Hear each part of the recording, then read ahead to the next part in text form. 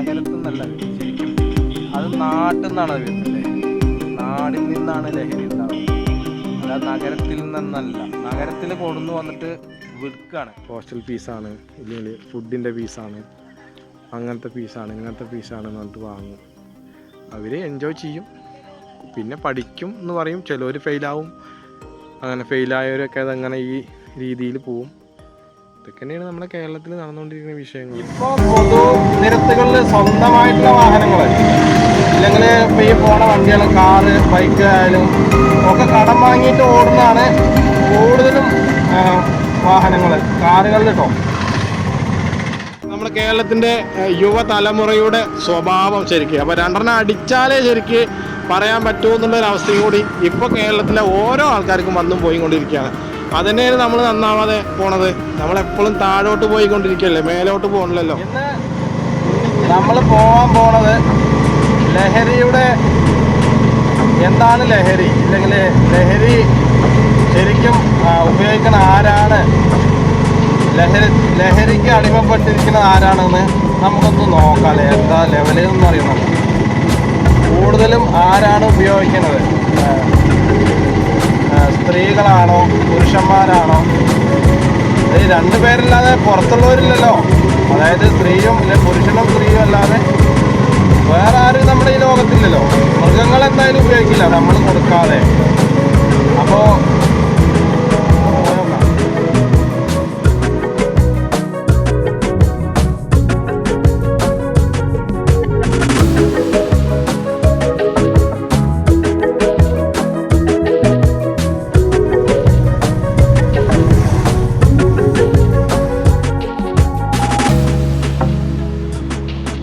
ഞാൻ വേറെന്ന് പറയട്ടെ, നമ്മുടെ ഈ മണ്ണാർക്കാട് നഗരത്തിൽ ഏകദേശം ഓട്ടോറിക്ഷകൾ, ടാക്സി എത്ര എണ്ണം കറങ്ങുന്നുണ്ട് അറിയോ? അതായത് ഏകദേശം ഒരു 800ഓളം 900ഓളം വാഹനങ്ങൾ അലഞ്ഞോണ്ടേ ഇരിക്കുന്നുണ്ട്.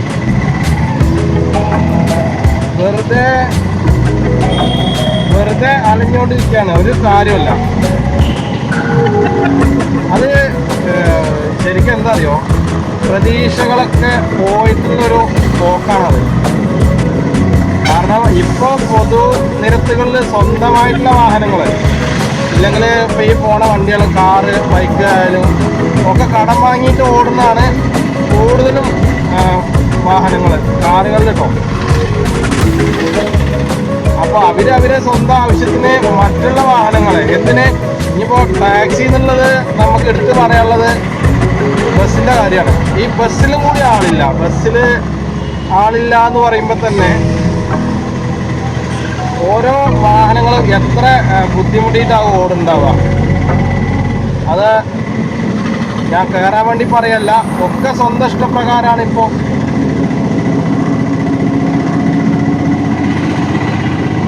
സൗകര്യം കൂടുമ്പോൾ ആരെയും മനസ്സിലാക്കാനുള്ള കഴിവില്ലാതെ കൊണ്ടിരിക്കണം. സൗകര്യങ്ങൾ ഒക്കെ നമ്മുടെ വിരൽ തുമ്പത്തല്ലേ. അപ്പോൾ നമ്മൾ തല ഉയർത്തി നോക്കില്ലല്ലോ. അതാണ്. നേരെ മറിച്ച് നമ്മുടെ കണ്ണുകൊണ്ടും കാതുകൊണ്ടും കേൾക്കാൻ കഴിയുകയാണെങ്കിൽ നമുക്കിപ്പോൾ ഈ താഴേക്ക് നോക്കിയിരുന്നിട്ട് സമയം കളയേണ്ട ആവശ്യമില്ല. ഇന്നത്തെ ജാഥയ്ക്ക് പോകുന്നത്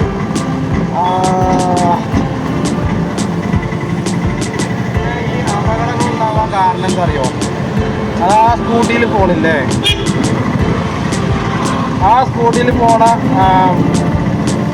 ആ സ്കൂട്ടിയുടെ ഗ്ലാസ് ഒന്ന് ശ്രദ്ധിച്ച് നോക്കി നിങ്ങൾ. കാരണം അത് ഒരു സൈഡിലേക്ക് താന്ന് കിടക്കുകയാണ്. അപ്പോൾ അവർ ഇടത്തോട്ടോ വലത്തോട്ടോ തിരിയുമ്പോൾ അവർ ശ്രദ്ധിക്കില്ല. പൊതുവെ ഇപ്പോൾ ഇടത്തോട്ട് വലത്തോട്ട് തിരിയുമ്പോൾ ആരും ശ്രദ്ധിക്കുന്നില്ല. അത് വേറൊരു വശം.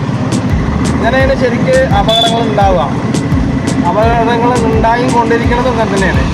അവർ കരുതും ബാക്കിൽ ആരുമില്ല, അതിൻ്റെ സൈഡിൽ കൂടെ ആരും വരുന്നില്ല. അപ്പോൾ തിരിയുമ്പോൾ ബാക്കിൽ വണ്ടി ഉണ്ടാവും. ഇതിപ്പോൾ അവരെപ്പോഴാണ് തിരിയണത് നോക്കിയിട്ട് ഇരിക്കാൻ പറ്റില്ലല്ലോ ബാക്കിലത്തെ വണ്ടിക്കാർക്ക്. അതിനാണ് നിങ്ങൾ ഇൻഡിക്കേറ്റർ ഇട്ടിട്ട് എപ്പോഴും റൈറ്റോ ലെഫ്റ്റോ തിരിയണം. ഇതേപോലെ ബ്രൈറ്റ് ലൈറ്റ് ഇട്ടിട്ട് നിങ്ങൾ ഒരിക്കലും ഇൻഡിക്കേറ്റർ ഇടരുത്. കാരണം ബ്രൈറ്റ് ലൈറ്റിൽ രാത്രിയായാലും പകലായാലും കാണാൻ കഴിയില്ല ഇൻഡിക്കേറ്റർ.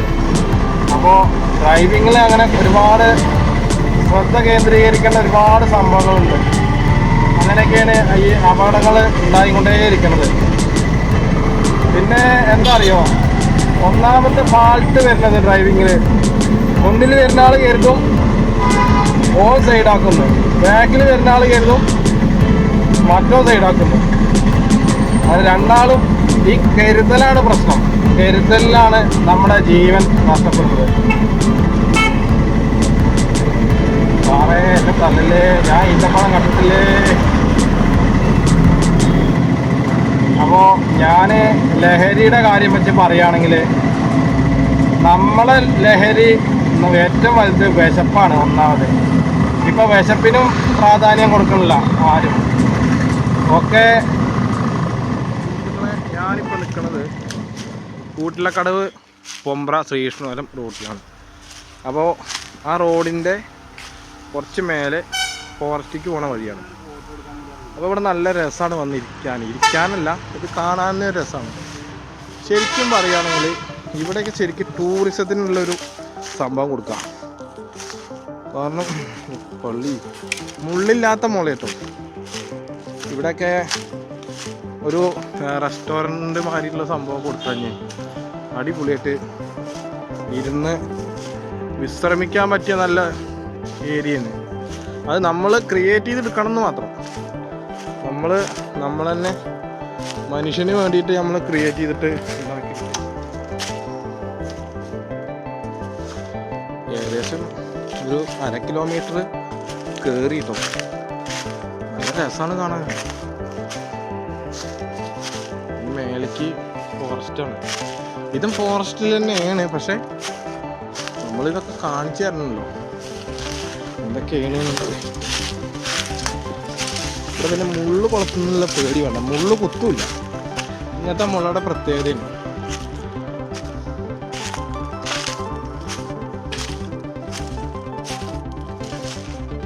ഇവിടെ പേടിക്കാനുള്ള എന്തൊക്കെയാ അറിയാം, പന്നി, അതേമാതിരി ചെറിയ ചെറിയ ജീവികളുണ്ടാവും. അത് ഡേഞ്ചറാണ്.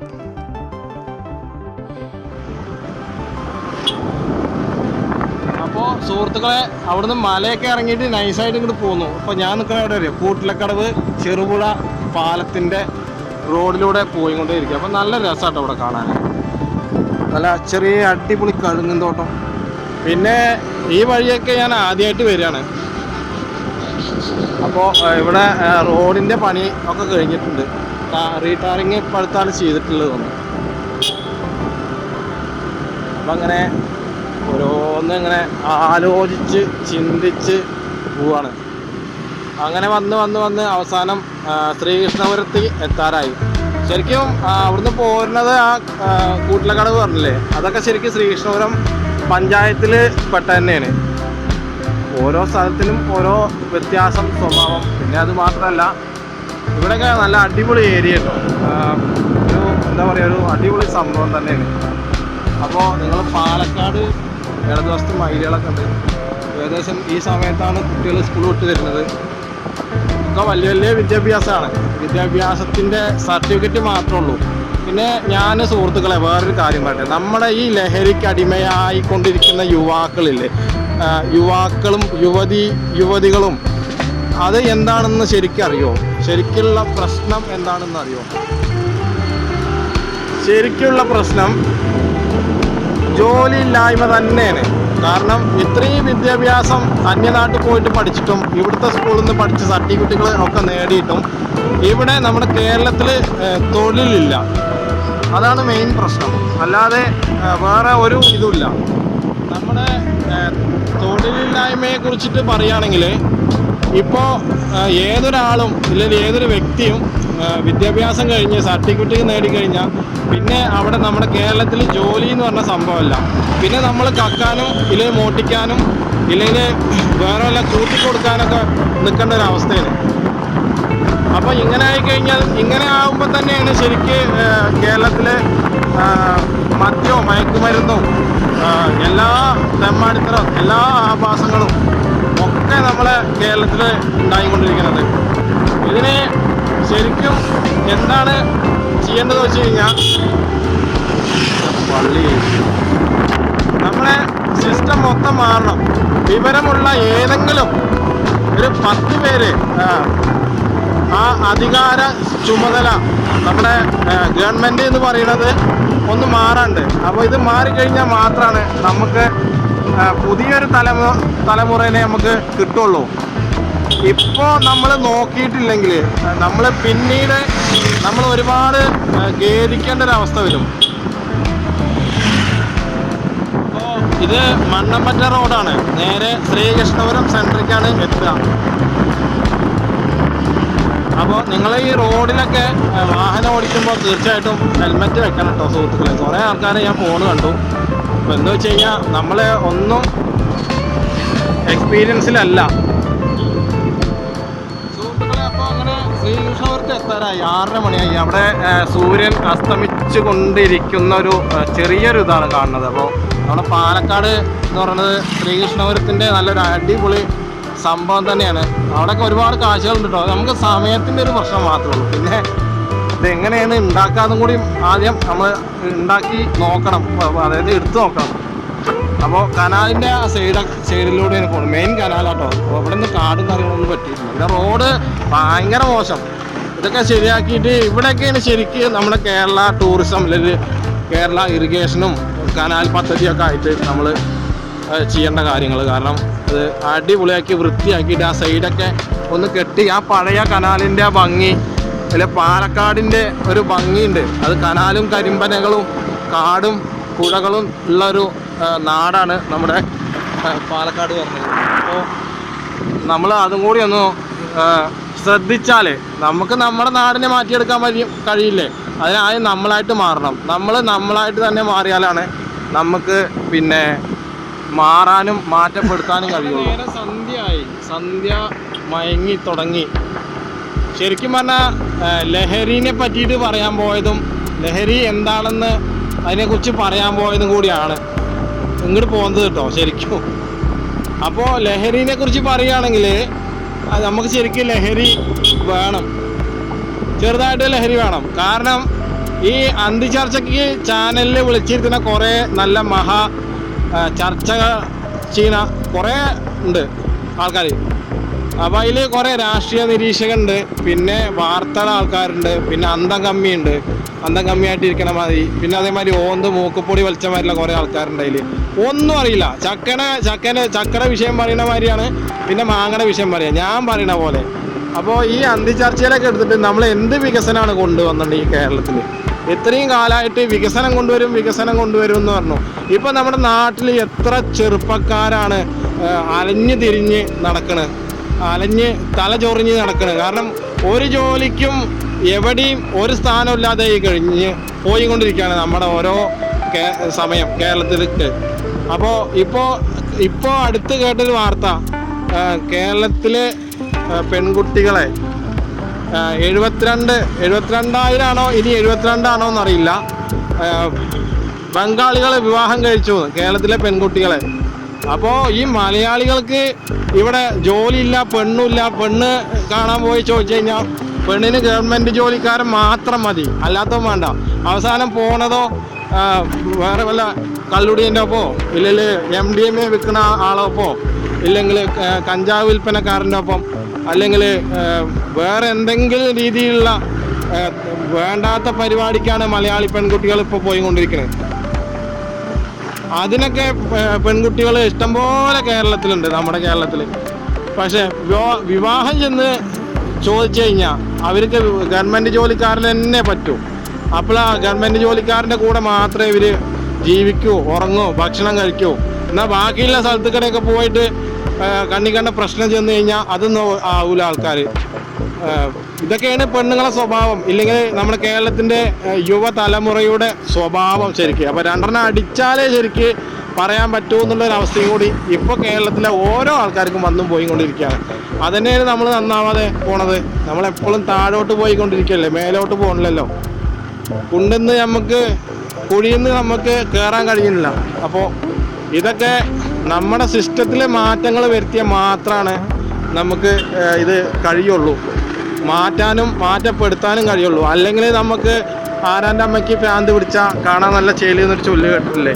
അതേപോലെ ആയിരിക്കും നമ്മുടെ മലയാളികളുടെ ഇനി കുത്തഴിഞ്ഞ ജീവിതം. ഇനിയും ഇപ്പോൾ അല്പദേശം കൊണ്ടാണ് ഇപ്പോൾ ഓരോ മലയാളികളും അക്രമങ്ങൾ നടത്തിക്കൊണ്ടേയിരിക്കുന്നത്. കാരണം ബംഗാളികൾക്ക് ഇപ്പോൾ നല്ല ക്ഷമയുണ്ട്. കാരണം അവർ കേരളത്തെ കണ്ട് പഠിക്കുകയാണ്. അവരുടെ ജീവിത രീതിയും അവരുടെ നമ്മുടെ സമ്പ്രദായങ്ങളും നമ്മുടെ ആചാരങ്ങളൊക്കെ അവരിപ്പോൾ കണ്ട് പഠിക്കുകയാണ്. ഇപ്പോൾ ശരിക്കൊരു മലയാളി സ്ത്രീയായ ഒരു സ്ത്രീക്ക് പിന്നെ സാരി നന്നായിട്ട് എടുക്കാൻ കഴിയുമോ? ഒരിക്കലും കഴിയില്ല. അതൊക്കെ നമ്മുടെ കേരളത്തിൻ്റെ ആ ഒരു തനിമ മാറിപ്പോയിക്കൊണ്ടിരിക്കുകയാണ്. അതിന് ഇപ്പോൾ ഫുള്ള് മോഡേണാണ്. മോഡേൺ എന്ന് പറഞ്ഞാൽ ഭാഗ്യം, അത് പറയുമ്പോൾ തന്നെ അത് പറയണില്ല ഞാൻ. അപ്പോൾ നമ്മളൊക്കെ മോഡേണും ഇതൊക്കെ ഇട്ട് നടക്കണം വേണ്ടെന്നല്ല പറഞ്ഞതൊക്കെ. അതൊക്കെ ദിവസം മോഡേണായി കഴിഞ്ഞാൽ എങ്ങനെയാണ് ശരിക്കും?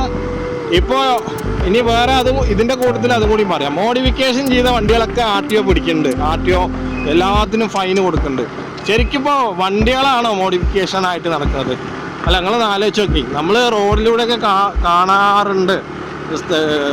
അത് കഴിഞ്ഞപ്പോൾ അതിനും ഇനി കുറ്റം പറയാണോ എന്നറിയില്ല. എന്തായാലും വളരെ വളരെ മോശമുള്ളൊരു സാധ്യതയിലേക്കാണ് നമ്മൾ എത്തിക്കൊണ്ടിരിക്കുന്നത്. ഇവിടെയാണ്. അപ്പോൾ നല്ല ഇരുട്ടായിരുന്നു, ഏകദേശം 7 മണി കഴിഞ്ഞു കേട്ടോ. നല്ല രസമാണ് കാണാൻ. എന്താ വെച്ച് കഴിഞ്ഞാൽ വൈകുന്നേരത്തെ ഒരു തണുത്ത കാറ്റ്. പാലൊന്നും കാണണല്ലോ, അത് കാണണ്ട. അപ്പോൾ പിന്നെ ഞാൻ കുറച്ച് കാര്യം പറയാം. അപ്പോൾ ഞാൻ ഇവിടെ ശ്രീകൃഷ്ണപുരം പഞ്ചായത്തിലുള്ള അക്കുഡേറ്റ്, കടമ്പഴിപ്പുറം അക്കുഡേറ്റിൻ്റെ അവിടെയാണ്. അപ്പോൾ നല്ലൊരു വൈബ് മൂടാട്ടോ ഇവിടെ. അടിപൊളി സ്ഥലം, നല്ല അടിപൊളി സ്ഥലമാണ്. പക്ഷെ ഇപ്പോൾ വന്നത് ഇരുട്ടായതുകൊണ്ട്. അപ്പോൾ ഞാൻ ഇപ്പോൾ കൂടുതലും അടിമകളായിക്കൊണ്ടിരിക്കുന്നത് +2 ഡിഗ്രി അതേപോലുള്ള വിദ്യാർത്ഥികൾ, ചെറുപ്പക്കാരാണ്. അപ്പോൾ ഇവിടെ ഈ പാലത്തിൻ്റെ അവിടെ അങ്ങേ തലക്ക് ഒരു കൂട്ടം യുവാക്കൾ എന്ന് പറഞ്ഞു കഴിഞ്ഞാൽ പ്രായപൂർത്തിയായവരെയാണ് യുവാക്കൾ എന്ന് പറയാം.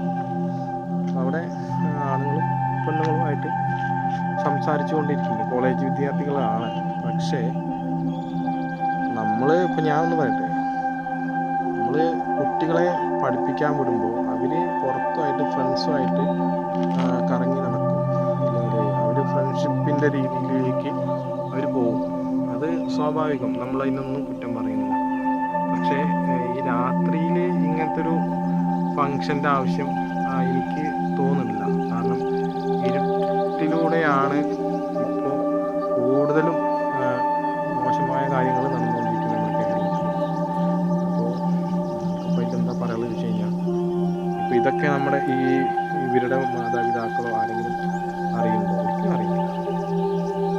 അവർ വരുന്നു, നമ്മൾ എത്ര പൈസ ആവശ്യമുണ്ട്, ഹോസ്റ്റൽ ഫീസാണ്, ഫുഡിൻ്റെ ഫീസാണ്, അങ്ങനത്തെ ഫീസാണ്, ഇങ്ങനത്തെ ഫീസാണ് എന്നിട്ട് വാങ്ങും. അവർ എൻജോയ് ചെയ്യും, പിന്നെ പഠിക്കും എന്ന് പറയും. ചിലവർ ഫെയിലാവും. അങ്ങനെ ഫെയിലായവരൊക്കെ അതങ്ങനെ ഈ രീതിയിൽ പോകും. ഇങ്ങനെയാണ് നമ്മുടെ കേരളത്തിൽ നടന്നുകൊണ്ടിരിക്കുന്ന വിഷയങ്ങൾ. ശരിക്കും പറഞ്ഞാൽ ഇപ്പോൾ കൂടുതൽ ഇപ്പോൾ ഇവിടെ നിന്നല്ല കേട്ടോ, നമ്മുടെ കോഴിക്കോട്, തിരുവനന്തപുരം, എല്ലായിടത്തും ഉണ്ട്. കേരളത്തിൽ നിന്നല്ല, മൊത്തം ഉണ്ട്. പക്ഷേ ഇതൊക്കെ നമ്മളൊരു പരിധി വരെ നിർത്തുകയാണെങ്കിൽ നമുക്ക് നമ്മുടേതായ ഒരു തനിമ. Keralam God's own country. ഇപ്പോൾ പിശാചിൻ്റെ കൺട്രിയാണ്. ഇപ്പോൾ ഗോഡ്സിൻ്റെ കൺട്രി അല്ല. ഗോഡ്സൊക്കെ എന്നോ പോയി. ഇരുട്ടായിക്കൊണ്ടിരിക്കുകയാണ്. ഇവിടെ ചെറിയ ചീവീടിൻ്റെ ശബ്ദം ഇങ്ങനെ കേൾക്കും. ഒന്നും കാണാനില്ല. ശരിക്കും നിങ്ങൾ കരുതുന്നുണ്ടാവും ഞാൻ പൊട്ടനാണോ? ഇതിലപ്പം ഈ ഇരുട്ടത്ത് എന്താ അവിടെ ഇരുട്ടത്തുണ്ട്, ഇരുട്ടത്ത് എന്ത് തേങ്ങ വാങ്ങിയത്? അങ്ങനെയല്ല. ഇപ്പോൾ ഇരുട്ടത്ത് എടുക്കേണ്ട ഇരുട്ടത്ത് തന്നെ എടുക്കണം, വെളിച്ചത്തുള്ളത് വെളിച്ചത്ത് തന്നെ എടുക്കണം. അന്ന് കണ്ടാൽ വീടാട്ടോ. അപ്പോൾ ഇരുട്ട് കാരണം. പിന്നെ സുഹൃത്തുക്കളെ, ഞാനൊരു കാര്യം പറയാം. എൻ്റെ അടുത്തൊരു ഒരാൾ തന്ന ഒരു ഫോണാണ്. എൻ്റെ വേറൊരു ഫോൺ ഉണ്ടായിരുന്നു. ആ ഫോൺ കേട് വന്നപ്പോൾ തൽക്കാലമായിട്ട് നന്നാണ്. ആ ഫോണിൽ നിന്നാണ് ഇത്. അപ്പോൾ ഇതിൻ്റെ ഇരുട്ട് ക്യാമറൻ്റെ ക്ലാരിറ്റിയും മറ്റേ വെളിച്ചത്തിൻ്റെ ക്ലാരിറ്റിയും പകലും രാത്രിയും കുറച്ചൊക്കെ വ്യത്യാസം. ഇപ്പോൾ ഏകദേശം 7 മണി ആവുന്നുള്ളൂ. അതിൽ ഇത്രയും ക്ലാരിറ്റി ഉണ്ടെന്ന് പറഞ്ഞാൽ ഇത് വെച്ചിട്ടാണ് ഞാൻ ഇപ്പം ഞാൻ എൻ്റേതായൊരു കാര്യം, എൻ്റേതായൊരു സാഹചര്യം മറ്റുള്ളവരോട് എൻ്റേതായ രീതിയിൽ ഞാൻ പറയാറുണ്ട്. അത് പിന്നെ ജോലിയുടെ സാധ്യത ഇല്ലായ്മ കൊണ്ട് മാത്രമാണ് നമ്മളെ എല്ലാവരും വഴിയേക്ക് പോണത്. നമുക്ക് ജോലിയാണ് പ്രധാനം. നമ്മുടെ കേരളത്തിൽ എവിടെയും ജോലിയില്ല. ഓരോ ജോലിക്ക് പോകുന്ന ആൾക്കാരും കൂടി മുടക്കത്തിലാണ്, മുടങ്ങിക്കൊണ്ടിരിക്കുകയാണ്. മറ്റുള്ള ഇപ്പോൾ ഈ ഞാൻ ഇത് പറഞ്ഞില്ലേ, കല്യാണത്തിൻ്റെ കാര്യമല്ലേ, മലയാളികൾ പുറത്തുനിന്ന് കല്യാണം കഴിക്കുന്നത് കാരണം ഓരോ ആൾക്കാർ റോഡിൽ നിന്നിട്ടാണ് സംസാരിക്കുന്നത്. അപ്പം എത്ര വിവരമുള്ളൂ, അതാണ് മലയാളി. വെറുതെ അല്ല മലയാളി നന്നാവാത്തത്.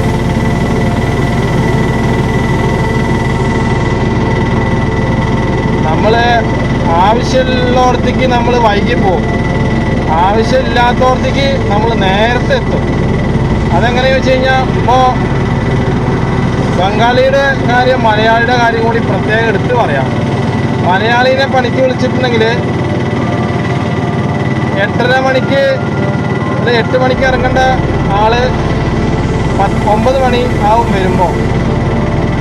നേരെ മറിച്ച് കള്ളുടിക്കാനോ വേറെ എന്തെങ്കിലും വിളിച്ചു കഴിഞ്ഞാൽ മലയാളി അവിടെ നേരത്തെ എത്തും.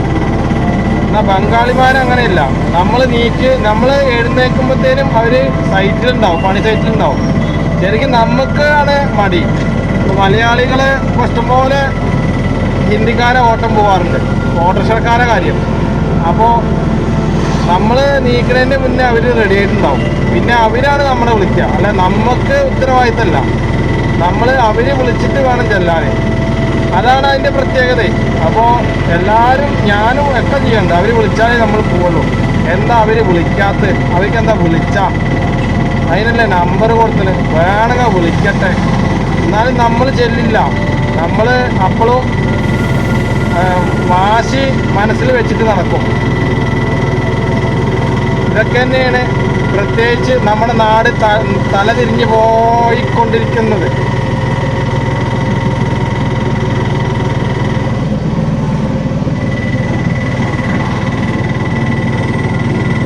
എന്തായാലും